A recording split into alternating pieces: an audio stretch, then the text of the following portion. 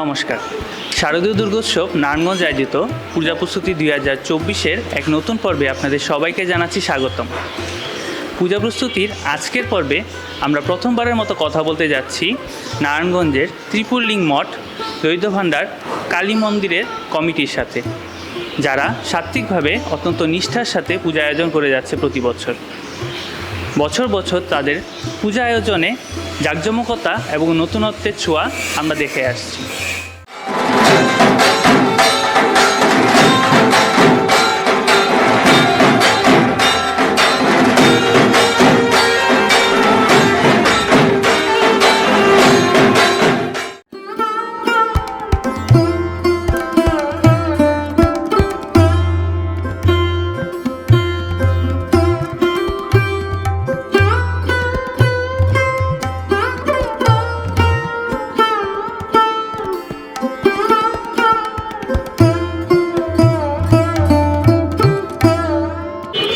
পূজা প্রস্তুতির এই পর্যায়ে আমরা কথা বলবো দরিদ্র ভাণ্ডার কালীবাড়ি পূজা কমিটির সদস্যদের সাথে।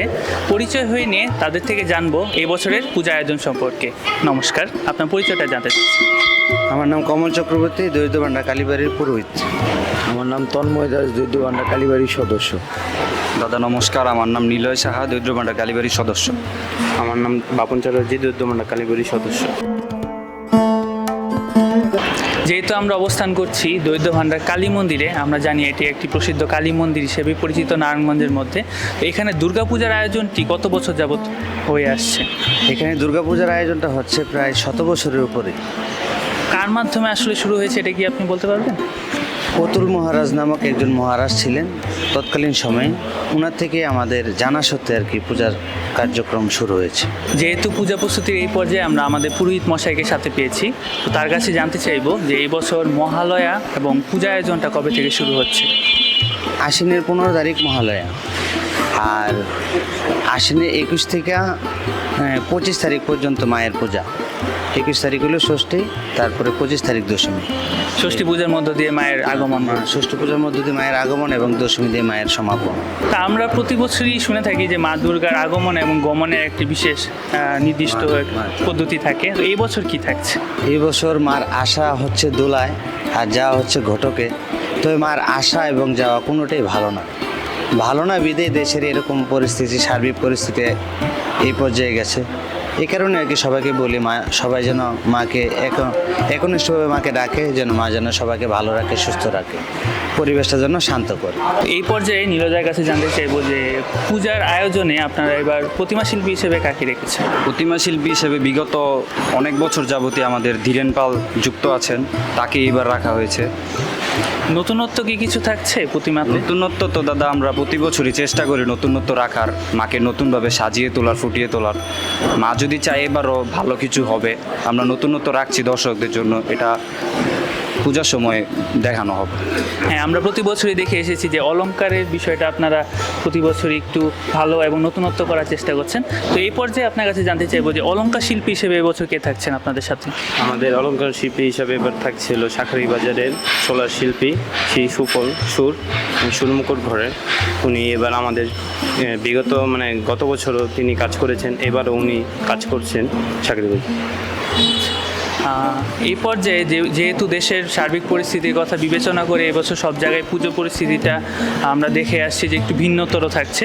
তো আপনার কাছে জানতে চাইবো যে সার্বিক পরিস্থিতির বিবেচনায় এখানে নিরাপত্তার বিষয়টি আপনারা কীভাবে নিশ্চিত করবেন, যেহেতু আপনাদের পূজা মণ্ডপটি একেবারেই একটি ব্যস্ততম রাস্তার পাশেই অবস্থিত? আমাদের এবছর সার্বিক নিরাপত্তায় আমাদের এলাকার ভাই ব্রাদাররা আছে, মন্দির কমিটি আছে, তারা আমরা সবাই থাকবো। আমরা পঞ্চমীর থেকে আর কি মন্দিরের পরিদর্শনে থাকবো। তারপর সামনে থানা আছে, পুলিশ প্রশাসন আছে, ওনারাও থাকবে। দরিদ্র ভাণ্ডার কালী মন্দিরে আমরা দেখে এসেছি বিভিন্ন ধরনের পূজা আয়োজন হয়ে থাকে। প্রতিনিয়ত হচ্ছে মা কালী এবং শনি পূজারও আয়োজন হয়ে থাকে। তাছাড়াও বিভিন্ন সময় বাসন্তী পূজা, কালী পূজার আয়োজন হয়। এখানে বিভিন্ন সমাজের ভক্তবৃন্দদের খুব সমাগম ঘটে। তো দুর্গা পূজার সময় এবছর সময়সূচিগুলো কী থাকছে এবং ভক্তরা কখন অঞ্জলির জন্য আসতে পারবে? এবছর সময়সূচিটা খুব স্বল্প সময়, তো সপ্তমী পূজা সকাল 7টা 7:30 পর্যন্ত তিথি, কিন্তু অঞ্জলি দিতে সকাল 10টা। আর তাছাড়া হলো অষ্টমী পূজার অঞ্জলি সকাল 9টা থেকে 9:30টার মধ্যে হবে।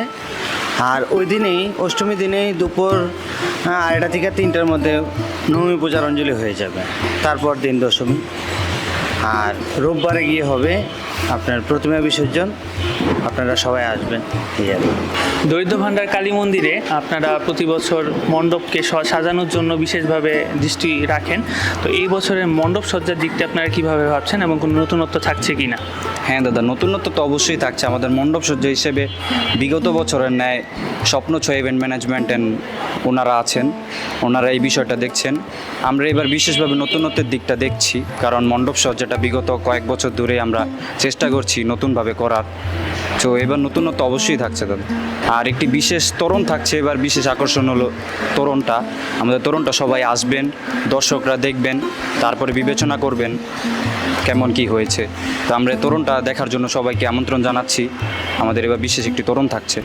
আচ্ছা, যেহেতু এই বছর আমরা জানি দশমী পূজাটা হয়ে যাচ্ছে শনিবার, তো দশমী পূজার পরবর্তী আপনাদের কোনো বিশেষ আয়োজন থাকছে কি না মা বোনদের জন্য? তো আমাদের দশমী পূজা তো শনিবারে হয়ে যাবে। তো আমাদের প্রতিমা বিসর্জন হবে রবিবার। রবিবার বিকাল থেকে হবে, সিঁদুর খেলা শুরু হবে এবং আমাদের মন্দির কমিটির থেকে এবার আলতা সিঁদুর দেওয়া হবে মহিলাদের। আপনারা সবাই আমন্ত্রিত যে আপনারা সিঁদুর খেলার জন্য আসবেন আমাদের মন্দির প্রাঙ্গণে। আমাদের শারদীয় দুর্গোৎসব নারায়ণগঞ্জের মাধ্যমে আপনি দর্শকদের উদ্দেশ্যে যদি কিছু বলতে চান। আমি দর্শকদের উদ্দেশ্যে একটা কথাই বলবো, এবারের পূজাতে সবাই যেন এক মনে একনিষ্ঠায় মাকে আমন্ত্রণ করে এবং মায়ের চরণে গন্ধপুষ্প দেয়।